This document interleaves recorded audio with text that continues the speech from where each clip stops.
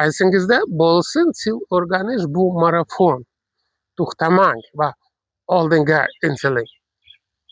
Agar siz hali ham rus tilida gapira olmaydigan bo'lsangiz, buning 3ta asosiy sababi bor.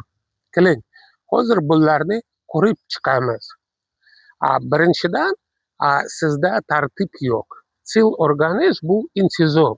Haftada bir marta emas, har kuni 10 daqiqa bo'lsa ham shug'ullaning. Buni telefoningizda eslatma qilib yozib qo'ying va darsni aslo qoldirmang. Ikkinchidan, siz kam gapiryapsiz.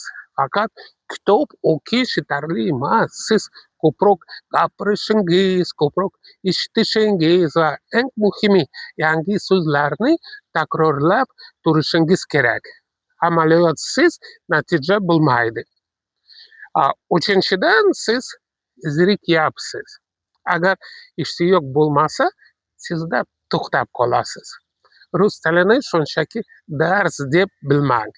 Uni yangi do'stlar orttirish va ozligingizni namoyon qilish yo'li deb biling. Rus tilini sevib qoling.